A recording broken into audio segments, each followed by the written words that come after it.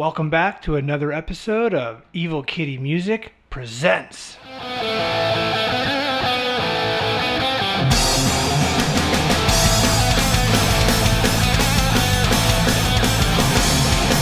Rockers, non-rockers, and everybody else, thank you for tuning back in. Brittany and I are happy to have you. Today we're going to explore a different genre of music. Generally, my style and my songs and my music tend to lean more toward the rock, hard rock. We did kind of show a little more of the pop side when we showed some of the work I was doing with my brother. Today, we're going to get funky. When I look back on my introduction to funk, full disclaimer here, I'm not an expert or a huge listener to the genre, but occasionally I do like to explore other genres of music. And as a musician, it's fun to get out of your box once in a while and try your skills at another type of music. If I had to guess, my first introduction to funk probably would have been Prince in something like 1999.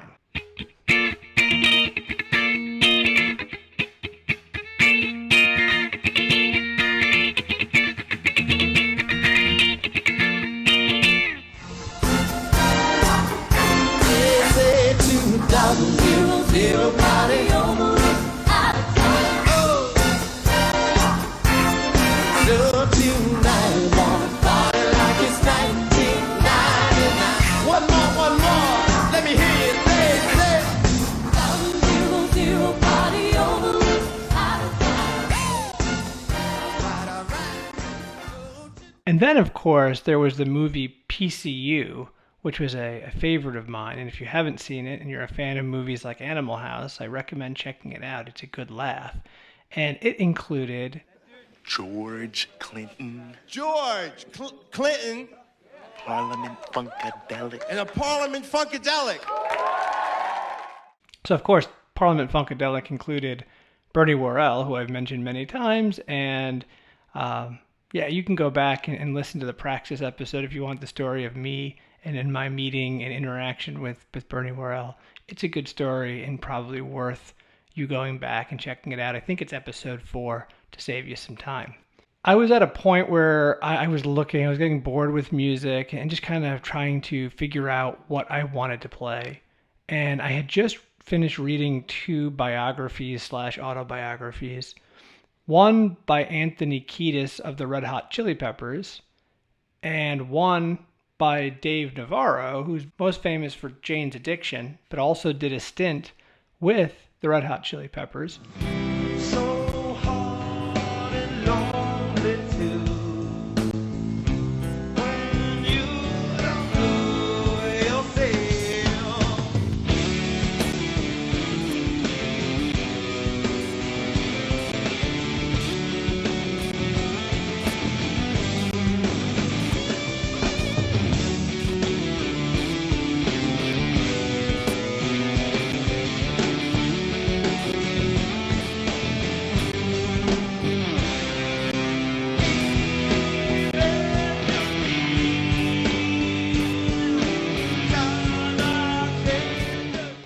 And once I got done reading those books, I was kind of in a funk mindset. I'm not a huge Red Hot Chili Peppers fan, listen to them once in a while, but for some reason it just kind of got me into that mood. And I wanted to try my hand at writing a funk song. So I wrote a riff that I would later give to Michael Manzer, who we've introduced back a couple episodes ago as a songwriting partner of mine with the band LED. So we are LED.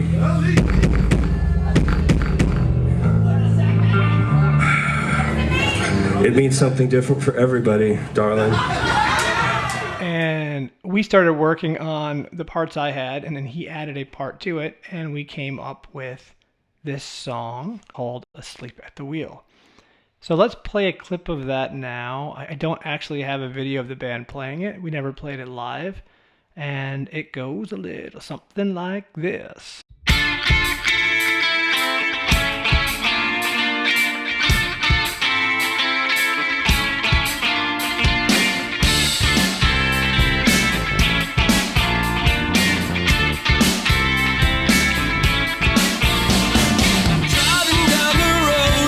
So listen to the sounds of heart. Ever found another way to get this fire to start? Tearing down the pieces of what I used to call home. All these places that I'm going become places that I've gone.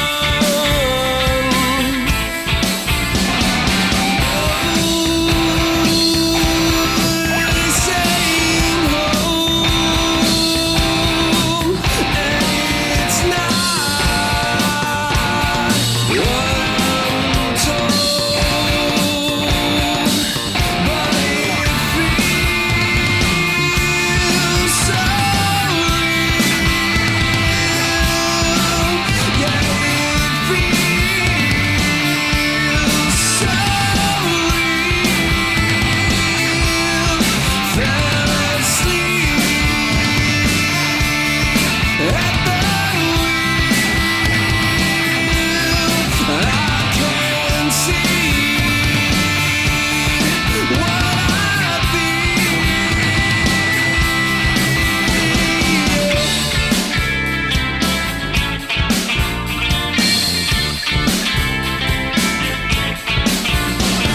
Spinning round in circles, take my guess which way's up. Strange, you know the way we go sometimes leave you there stuck. If I die or I wake, I don't mind, no. 'Cause when you lose your soul, you know peace is harder to find.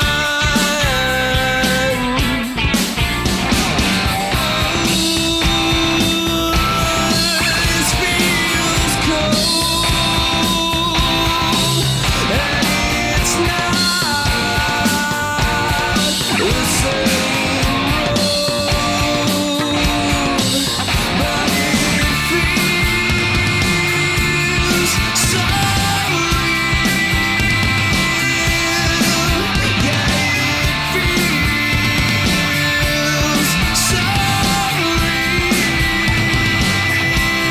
I fell asleep at the wheel. I can see what I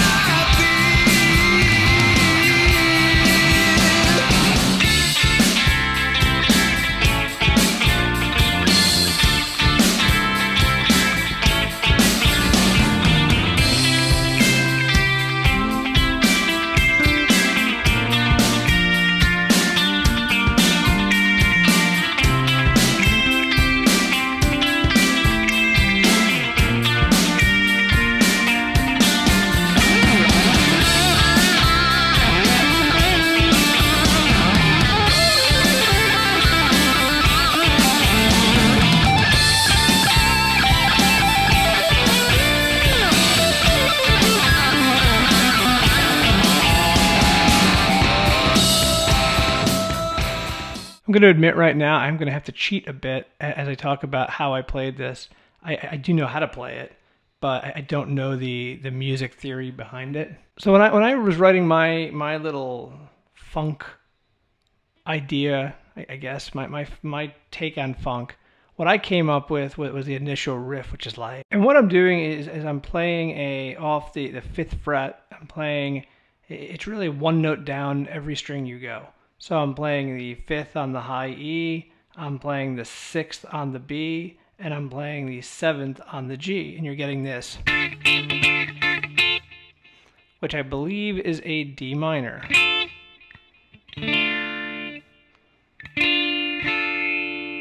Next, all I'm doing is I'm taking the middle and ring fingers off the strings, and I'm just doing a pure 5th fret on the E, B, and G, which I believe is a D sus2. I looked these up, so I'm not 100% sure on the theory on this, so if I get it wrong, sorry. For the 4th section, I'm just kind of going up I'm kind of going across the neck 1. So instead of doing the pattern on the E string, I'm now starting it on the B string. And so I'm moving across the neck 1 position. So I'm still doing the 5, 6, 7, but instead of starting on the E, I'm now starting on the B. So now it's a 5 on the B, a 6 on the G, and the 7 on the D. And then I'm just moving that pattern up a half a step.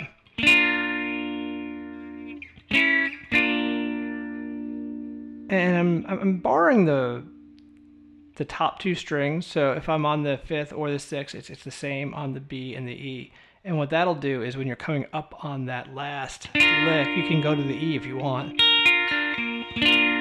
And I believe that's an A to a B flat. So you're doing so I believe it's a D minor to a D sus2 to an A to a B flat, I think. But anyway, what I tabbed out is correct. That this is actually what I'm playing. So it's the...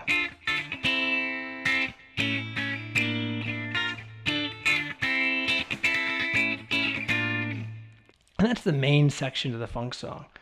Now, of course, me being at heart a rocker, the rest of the song is really going to be in more rock standard and not so funky. And I'm going to my favorite distorted guitars. So for this exercise, let's go back to that fun tone we found last week, which was the Randy Rhoads Tribute Live. And what we're going to do is I'm going to bar the 3rd fret on the E and the A, and then I'm just going to power chord the rest off the A. So the D and the G would be on the 5th fret. So it's... And then it's just going to transition down to that same position. Just move down to the 1st fret. But what I might do in that transition is go from the 3 up to like the 6 and then to the 1. So it sounds like...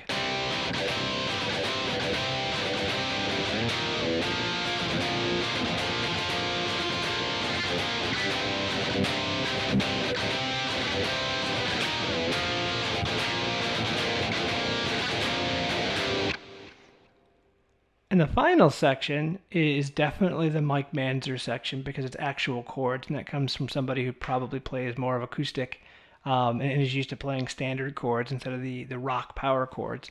And all it is a D minor and a C, and that's that whole...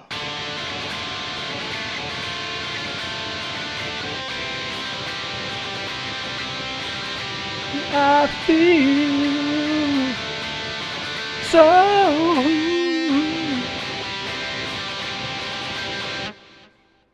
The only other section of the song where there is no vocals over, there's kind of a bridge section right before the solo. And that goes back to your clean guitar. I'm going to tab it out because, again, talking through the strings is just too much. And I believe it's a B and an A. And it's just kind of picking pattern. So it's just...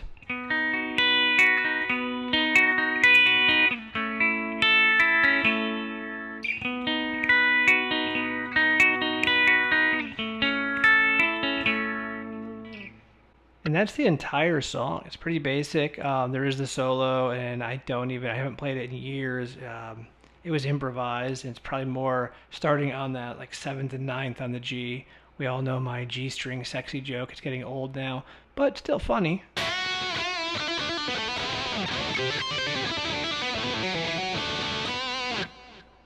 If anybody really needs a solo, I can try to refigure it out again. But since there's only about 13 subscribers, only halfway to 1 million. So once we get to 1 million subscribers, maybe it'll be different and somebody will really want to know how to play it.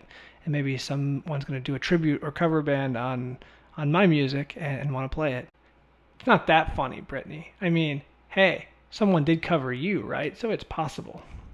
Anyway, that's the song. That's an episode for this week. Hopefully this is a little short one. Next week, hopefully, I'm going to have something super exciting. If not, it's coming up really soon. I'm hoping it's going to be next week. And it's something I've always wanted to do and something I'm really excited about and dying to do. And hopefully it'll come through. So until then, remember to like and subscribe down below. If you're a local band, go ahead and put your information in the comments. And I know some of you are local bands because I know who you are, and you're not putting it in the comments. Why wouldn't you do that? Just because there's very few people watching now, who knows, a year from now we could grow this thing, people will go back, they're going to find your link, and they're going to be like, oh, there's some other cool people on here, and there's some awesome music we can listen to. So go ahead and don't be shy, put your stuff down below, and until we meet again, rock on.